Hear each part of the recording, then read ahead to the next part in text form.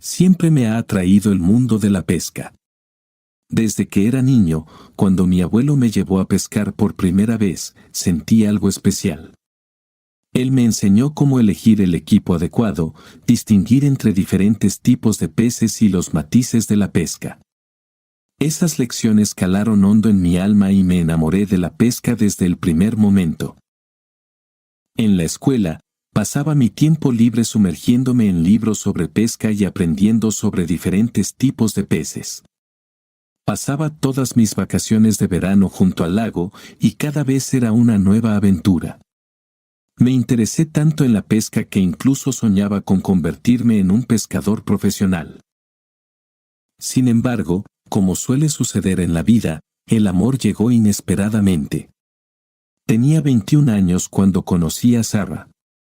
Sucedió en una de esas raras ocasiones en las que decidí tomarme un descanso de la pesca y pasar tiempo en una playa pública. Sara llamó mi atención de inmediato. Era una lujosa chica pelirroja con ojos ardientes y una brillante sonrisa. Llevaba un suelto vestido de verano, que daba la impresión de que era simplemente ligera y despreocupada, como el viento jugando con el agua. Me acerqué a ella y no pude evitar decir algo estúpido. «Hola, mi nombre es Kevin, ¿y tú?», dije con una sonrisa nerviosa. «Hola Kevin, soy Sara. ¿Cómo estás?», respondió con una ligera sonrisa. «Genial, encantado de conocerte, Sara. Probablemente no te falten chicos. Eres muy hermosa. Sé que probablemente suena muy banal, pero solo quería conocerla.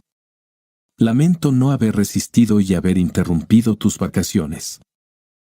«Kevin, encantado de conocerte.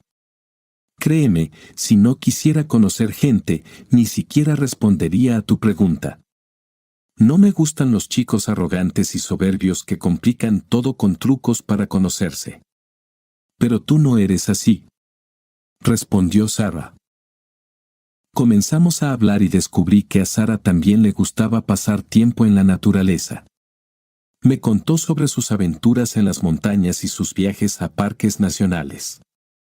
Me sorprendió su pasión por la naturaleza y me di cuenta de que teníamos mucho en común. A Sara también le interesaba mi amor por la pesca. ¿Pesca? Nunca lo he intentado, pero suena emocionante, dijo. «¿Quizás podrías mostrarme cómo se hace?», preguntó Sara con una sonrisa. «Estaré encantado de enseñarte todo. Es solo que es bastante sorprendente, por lo general a las chicas no les gusta la pesca. Al menos no entre mis amigos», respondí. «Bueno, te acercaste a conocer a una chica inusual. Y realmente no me importan los estereotipos sobre las chicas». Mi corazón latía de alegría. Le sugerí que fuéramos a pescar juntos en el próximo día libre. Aceptó con una sonrisa y propuso encontrarnos al amanecer cerca del lago. Al día siguiente, emprendimos nuestra primera aventura de pesca. Sara vestía ropa deportiva cómoda y un sombrero que le daba encanto y cierto misterio. Le enseñé los conceptos básicos de la pesca y le mostré cómo elegir el equipo adecuado. «Todo esto parece tan emocionante», dijo Sara cuando nos sentamos en la orilla y comenzamos a esperar una picada. «Nunca pensé que la pesca podría ser tan tranquila y relajante». Sí, la pesca no se trata solo de atrapar peces. Se trata de disfrutar de la naturaleza, de sentirte en armonía con el mundo exterior. Respondí. Pasamos todo el día junto al lago, pescando y disfrutando de la compañía del otro. Sara aprendió a pescar e incluso atrapó su primera lucioperca. No podría estar más feliz de poder compartir mi pasión con alguien especial. Desde ese día, la pesca se convirtió en un pasatiempo común para nosotros. Pasábamos los fines de semana en los lagos y alejados del bullicio de la ciudad, disfrutando de la naturaleza y nuestra compañía mutua. Me di cuenta de que la pesca nos unió y se convirtió en otra hermosa parte de nuestra historia mutua. Nuestra relación era maravillosa, parecíamos ser mitades de un mismo todo. No esperaba encontrar una buena amiga, una chica hermosa y un alma tan cercana y querida. No podía creer mi suerte. Y han pasado 18 años desde que nos casamos. Nuestra vida ha sido muy agitada. Salíamos juntos con frecuencia a lugares muy hermosos, cada vez era especial. Y vinculé mi trabajo con mi pasión favorita. Comerciaba en equipos de pesca. Ahora ya tenía varias tiendas. Solo vendía productos de alta calidad y costosos. Mi equipo había sido probado en las condiciones más extremas, así que sabía que mis clientes nunca se decepcionarían con este equipo. Últimamente, algo ha comenzado a cambiar en mi relación con Sarah. Sarah pasaba cada vez menos tiempo pescando conmigo y pasaba más tiempo fuera de casa. Se volvió reservada, respondía con irritación a las preguntas sobre sus actividades y desaparecía durante varios días sin explicación. Empecé a sospechar que Sarah me traicionaba. Decidí seguirle para averiguar qué estaba sucediendo realmente. Instalé una cámara oculta en nuestra casa y comencé a estudiar su comportamiento mientras iba a pescar solo, tratando de descubrir qué estaba pasando. Pero en la cámara no pasaba nada extraño. Sarah se comportaba como siempre, se ocupaba de las tareas habituales en la casa. Ya había empezado a tranquilizarme, comenzaba a pensar que este era solo un periodo difícil en la relación. Aunque en mi interior seguía luchando con emociones, decidí calmarlas con sentido común. Tenía la esperanza de que las cosas mejorarían en el futuro. Un día, cuando regresé de pescar más temprano de lo habitual, escuché el teléfono sonar en el dormitorio. Sarah estaba nerviosa y hablaba por teléfono con alguien en un susurro infeliz. Mi corazón comenzó a latir más rápido y me acerqué rápidamente a la puerta para escuchar lo que se decía. Te dije que no tengo tiempo para una reunión, Sarah susurró con irritación. ¿No puedo simplemente tener un poco de espacio? Esas palabras me hirieron. Estaba seguro de que estaba hablando con su amante. Mi mente se llenó de pensamientos oscuros de traición y destrucción de una relación que parecía tan sólida. Decidido a atrapar a Sarah engañándome, agarré las llaves de mi coche y corrí hacia mi coche para seguirla. La seguí a una distancia segura, tratando de no ser visto. Sarah se detuvo en el estacionamiento de un restaurante, luego salió del coche y entró en el restaurante. Yo me detuve cerca. Estaba seguro de que estaba teniendo una cita con otro hombre. Mi corazón latía aún más rápido y decidí entrar y sorprenderlos en el acto. Sin embargo, cuando entré en el restaurante, me esperaba un descubrimiento incómodo. Sarah estaba sentada en una mesa con un grupo de amigos, incluyendo a su hermana y sus padres. Resultó que Sarah tenía una reunión familiar, de la que no dijo una palabra. Sentí olas de vergüenza y embarazo al darme cuenta de que había cometido un error y estaba en una situación incómoda. No pude resistir la urgencia de disculparme y explicarme. Me acerqué a Sarah, sonriendo tímidamente. Lo siento, pensé. Quiero decir, simplemente. Empecé a disculparme, pero Sarah puso su dedo en sus labios. Kevin, entiendo que estés preocupado, pero tienes que confiar en mí. Dijo con comprensión en sus ojos. ¿Pero por qué no me advertiste que tendrías una reunión con tu familia? Pregunté ansioso. Sí, lo olvidé, suponía que ibas a pescar temprano y no quería distraerte, de todos modos no íbamos a quedarnos mucho tiempo. Y tú nuevamente te inventaste algo y viniste aquí con tu paranoia. No te estoy engañando y no tenía intención de hacerlo. Sarah respondió con un poco de enojo. Me sentí avergonzado por mi sospecha y falta de confianza. Me di cuenta de que necesitaba hablar abiertamente con Sarah sobre mis sentimientos, en lugar de esconderme y seguirla. La abracé y me disculpé por mis acciones.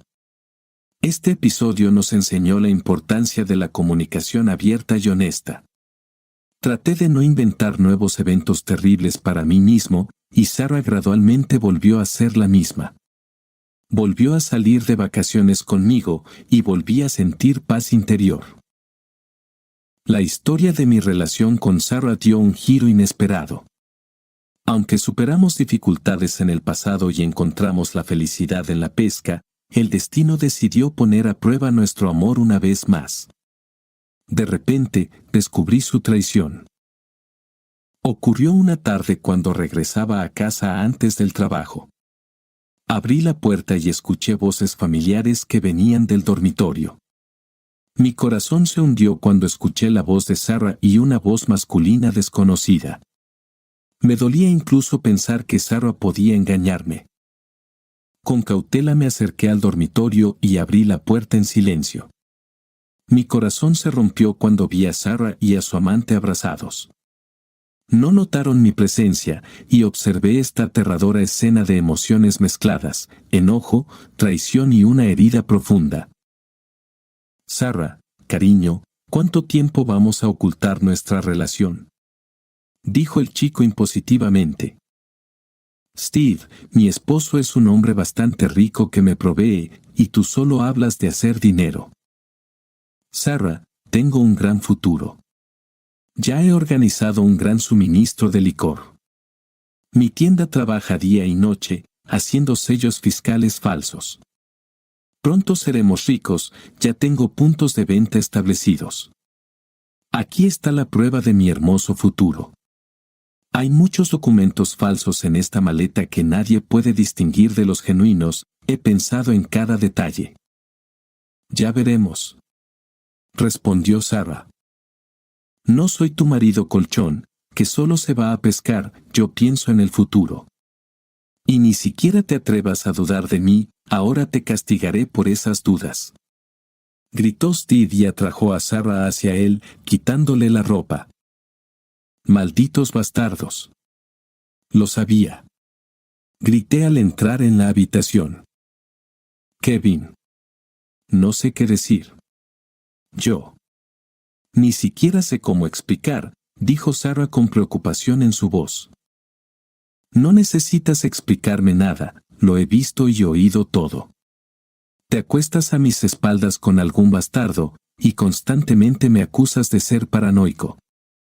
Dije enojado. Eres un bastardo, eres un despreciable, por eso ella está conmigo. Steve respondió con enojo. Entendido, Steve. Grité y arrojé una silla de madera maciza a Steve, que se rompió al impactar con él. Bastardo. ¿Todavía me vas a decir algo? Mejor cállate antes de que te mate. Le dije a Steve, que ya estaba en el suelo. Kevin, cálmate, por favor. No hagas cosas estúpidas, dijo Sarah con lágrimas en los ojos. Cierra esa asquerosa boca. Quería compartir todo el mundo contigo. Y tú actuaste tan mezquinamente conmigo. Sé qué hacer contigo, dije. Le di una patada en la cabeza a Steve y se desmayó. Kevin, ¿en qué estás pensando?, preguntó Sarah temerosamente. Quiero deshacerme de la basura, Sarah. Todo es muy simple. Y ahora te aconsejo que no me enfades. Entremos en la bolsa de basura, dije, llevando 2 grandes bolsas de basura a la habitación. Sarah gritó y luchó, pero igualmente la metí en una bolsa y arrojé a estos bastardos medio desnudos en el maletero de mi coche.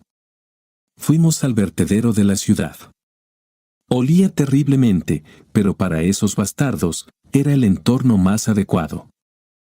Bueno, aquí estamos, zorras, dije, arrojando a estos bastardos desde el maletero del coche.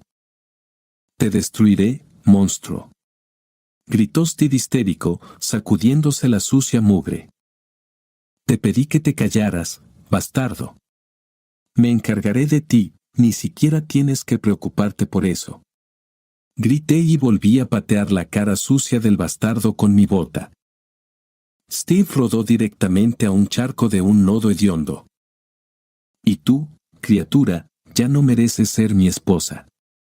Traicionaste y manchaste todo lo más brillante que había entre nosotros. Destruiste todo. Así que aquí es donde se separan nuestros caminos. Grité, me quité el anillo de bodas del dedo y se lo arrojé a la perra. Luego entré al coche y me fui, dejando a esos bastardos sucios en el vertedero. Entre mis clientes había personas muy influyentes con las que también nos encantaba pasar tiempo juntos. Me ayudaron a atrapar a Steve. Recuperé entonces la maleta con los documentos falsificados. Todos los planes de este bastardo quedaron al descubierto. Había pruebas suficientes para poner a este perdedor tras las rejas. Así que aseguré un futuro feliz para este bastardo. Y me divorcié de Sarah, dejé a esta mentirosa sin un centavo. Ella trató de restaurar la comunicación conmigo, pero me negué rotundamente. No necesitaba a una criatura mentirosa que viviera conmigo solo por el dinero. Me fui de gira por los lugares más exóticos para experimentar todos los encantos de la pesca. Mi vida continuó, solo que no había criaturas engañosas en mi entorno. All right, everyone's presentations are done. Nick, the manager, said as he tried to move the discussion forward. Excuse me, I haven't. I recently found out something. Nick interrupted me and began to speak. There's apparently someone in this department who didn't graduate high school and is just a part-timer. Meetings should be for employees only. Absolutely right. His lackey, Mike, of course, agreed with Nick. I'm leaving. After leaving the meeting room, I started to shut down my computer. I noticed that an email had arrived, not in my personal inbox, but in the company's shared email. Thinking, there's no point in speaking up, no one will listen, I went home quietly. The next day, I heard a commotion from Nick's desk. He was staring at his computer screen, his face pale. Nick! Is something wrong? Mike looked at the screen with him. And he turned even paler than Nick.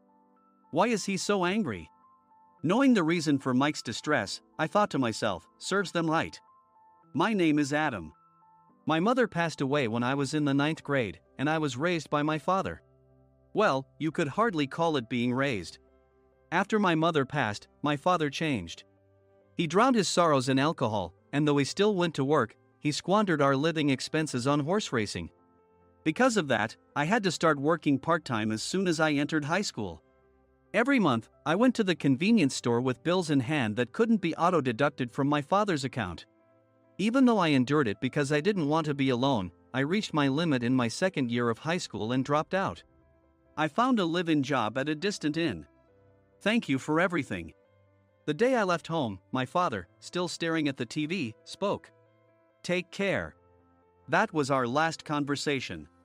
Back then, 18 wasn't the age of majority, so I needed my father's permission to work, and I couldn't hide my place of employment. Yet, my father never visited me even once. I kept working just to survive, and before I knew it, I was 42. Years of hard work paid off, and I was transferred to the headquarters. I was thrilled to be recognized by the company, as I thought I'd be working in the field until retirement due to my lack of formal education. Listen up. Our work can change the future of our employees. Don't drag us down. On my first day after the transfer, Nick, dressed in an expensive suit, spoke sternly. There was a reason for this. Our inn was located in a prominent tourist destination, known so well that everyone in the state could sing its commercial jingle. At its peak, we had 5 locations within the state. But that was long ago. Due to financial difficulties and aging facilities, only the place where I had worked for many years and the original establishment remained. I was prepared to lose my job anytime, but now there was a glimmer of hope. With the rise of social media, the tourist area where the inn was located started gaining attention again. Depending on how hard the sales department, where I was transferred, worked, we could either thrive or be forced to give up this prime location to the new hotel chains continuously popping up. For Nick, who had switched careers from another industry to strengthen our sales, this was a battle he couldn't afford to lose. I understood why he had to be strict. I will do my best. Nick sneered at my enthusiastic declaration. Did you not hear what I said? I'm sorry. I thought I was listening carefully. Out of habit from years of customer service, I apologized reflexively, though I had no idea what had offended him. Someone was watching me with a smirk. In this department, there are those who are expected to excel and those who have been shoved here because they have nowhere else to go. You are the latter. It was Mike, the section chief. He's 7 years younger, at 35. But he was called to headquarters much earlier than I was and had been moving around within the headquarters ever since. I'm not jealous, but I can't accept that he's my boss. Graduating from a prestigious university, he has an unusually high pride and caused many problems as a newbie, making things very difficult for me when I was the front desk leader. When I found out Mike was transferred to the sales department a month before me, I was disheartened. Mike is right. With just a middle school diploma, there's not much you can do. Don't even think about achieving results. As if I didn't exist, Nick remarked, I'm thirsty. Mike eagerly ran to the coffee maker. It seems Mike is Nick's lackey. I regretted being happy about my transfer to headquarters, wishing I had stayed on site forever. Send a direct mail to every company on this list by the end of the day. Nick only assigned me tasks that even a new graduate could handle. What? There are over 1,000 companies. You want me to send to all of them by today? Yes, if you and your fellow misfits split the work, even those with nowhere else to go should finish by today. I glanced at the employees typing away expressionlessly. They were worn out from customer service, only thinking about leaving on time, or were women reassigned after having children, with zero motivation for work. Even Sam, a new graduate from the same university as Mike, who was supposed to be among the expected achievers, had no enthusiasm for the job, having joined the company wanting to do customer service. I don't care what they say, I plan to quit anytime, he said. Only Nick and Mike were highly motivated, making all the decisions between the two of them.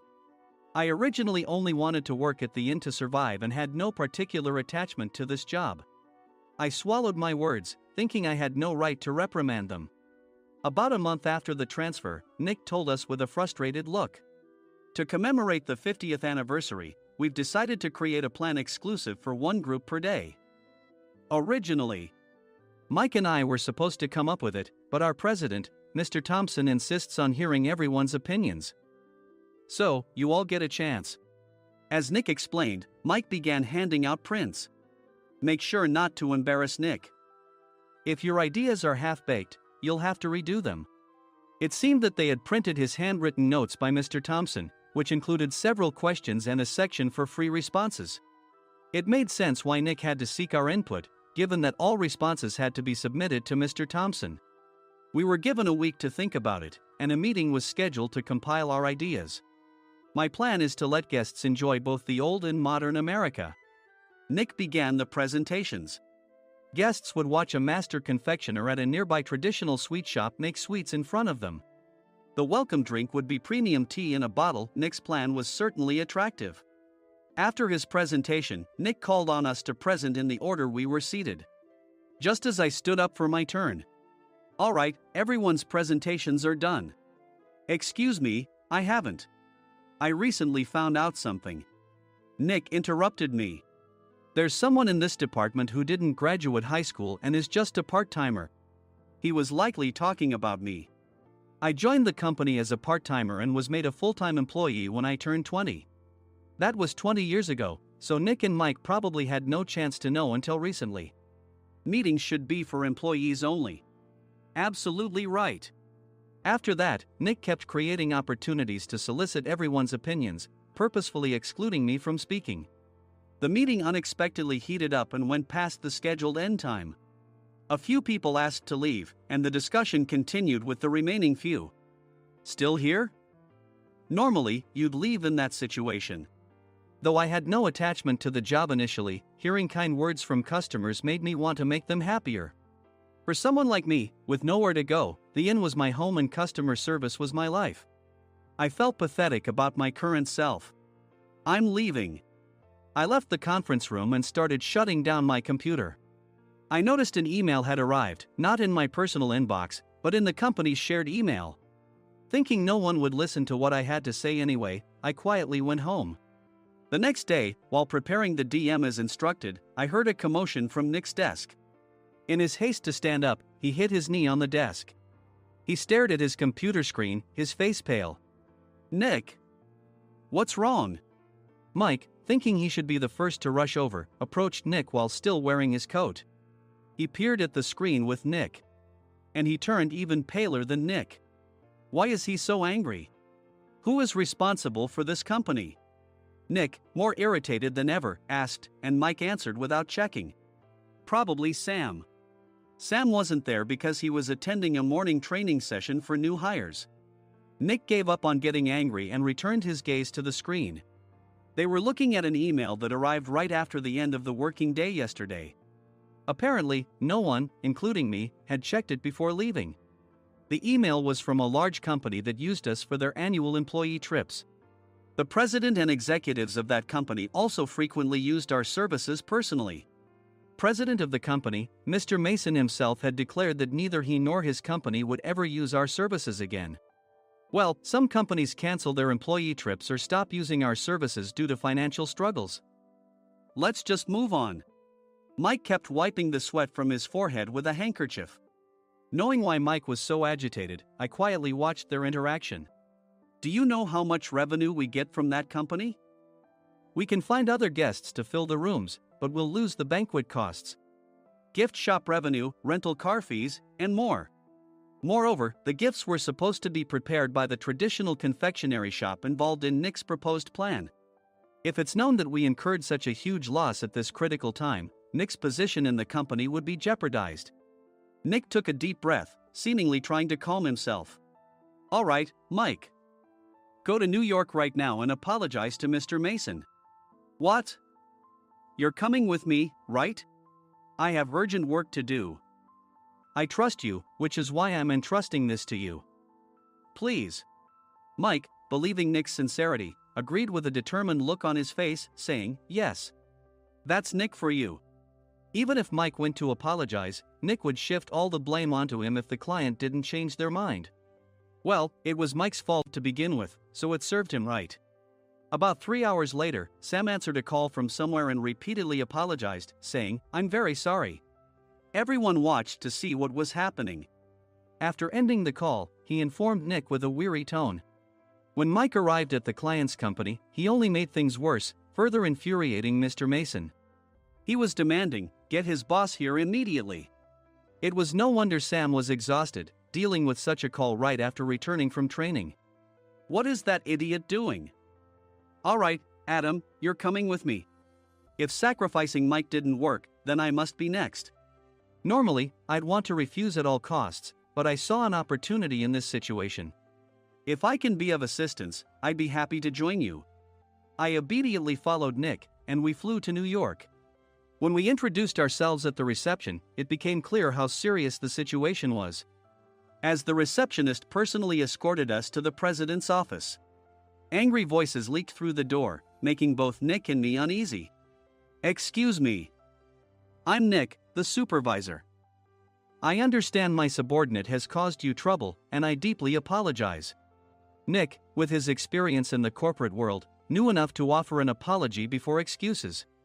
However, his customer service skills left much to be desired. I sighed as I saw Mike trembling like a small dog in the corner of the room.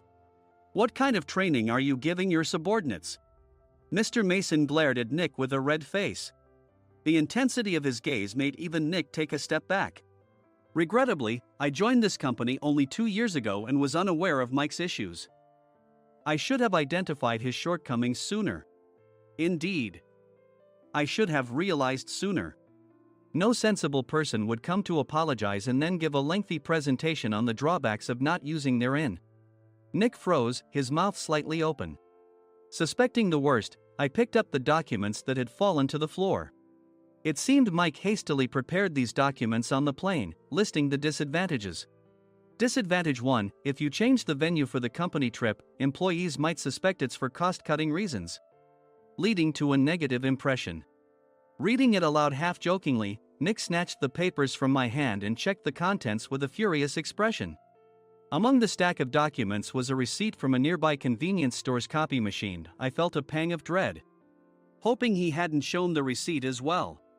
What do you think he said when I asked what kind of nerve he had to do this?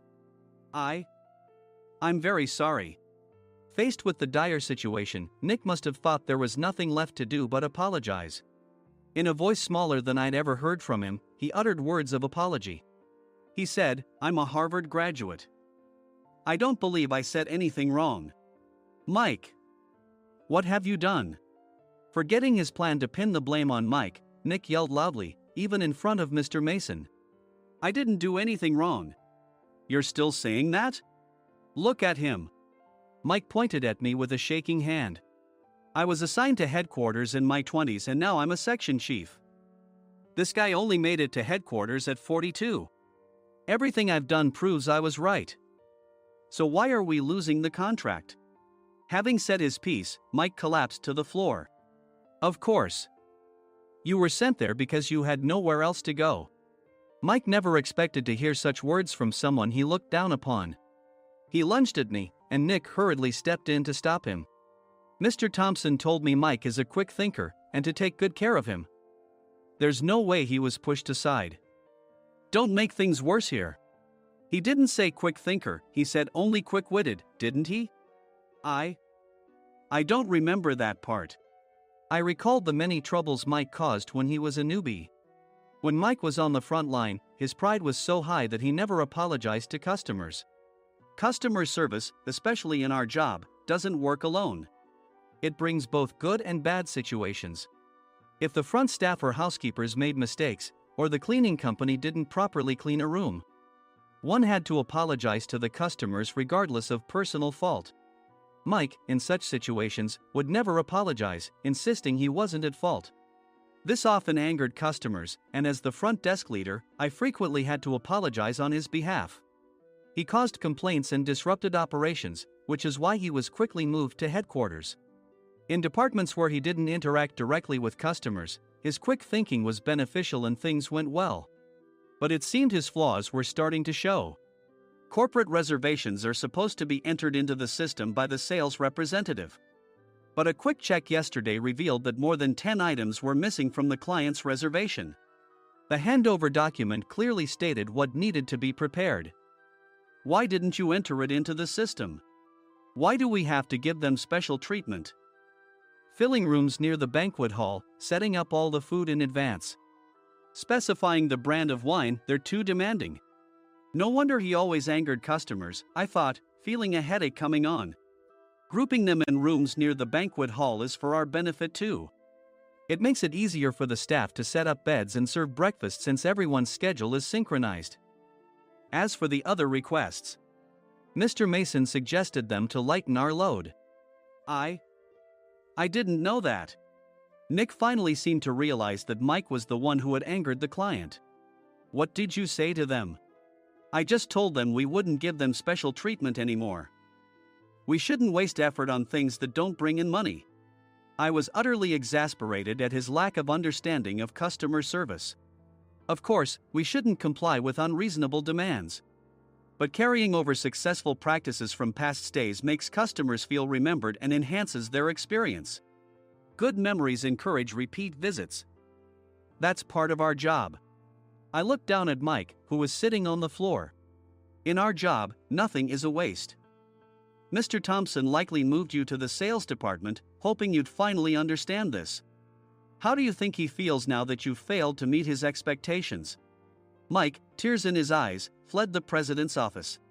I was amazed he still hadn't apologized. You have it tough, Adam. It's okay, we're all employees of the same company. I deeply apologize for this disrespectful incident.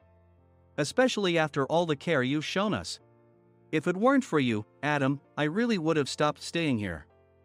When I heard you were moving to the sales department, I was willing to reconsider if you handled it.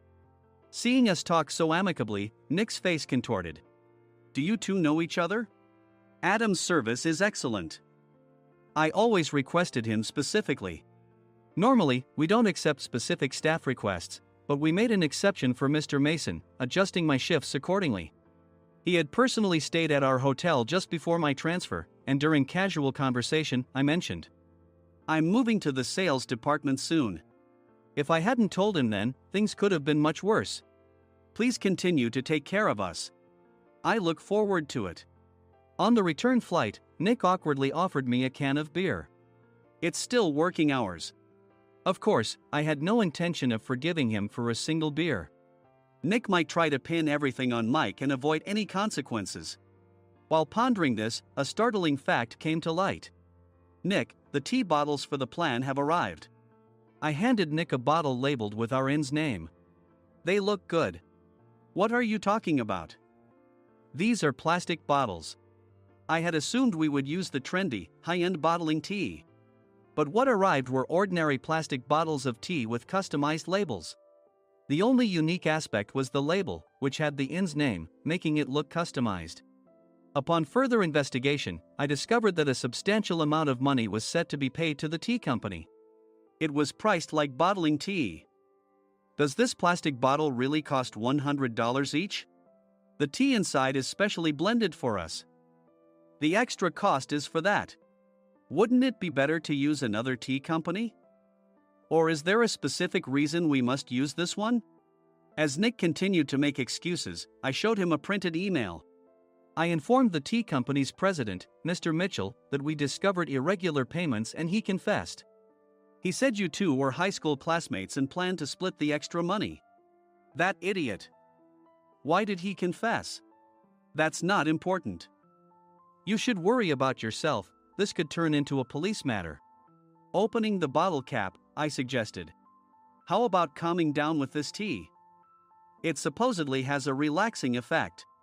Nick drank the tea frantically. In the following days, decisions were made about their fates. Mike was reassigned to the General Affairs Department, with no chance of transfer or promotion, as per Mr. Thompson's orders. As for Nick, since the payment to the tea company hadn't yet been made, he narrowly avoided legal trouble. Instead, he was encouraged to leave the company, and to avoid further complications, Nick submitted his resignation.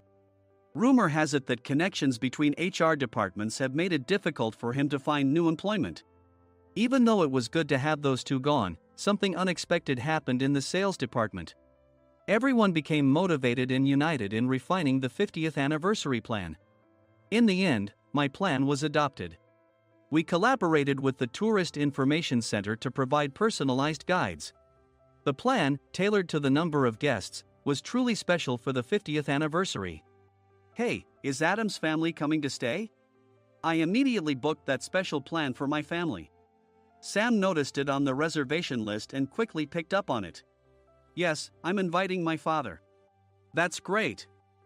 I might invite my parents too." I lacked the courage to face my father just as Adam. But here, with the confidence Mr. Mason praised, I felt ready. The 50th anniversary plan was a perfect opportunity to reconnect with my father. I hoped to bring back the days when we could laugh together as we once did.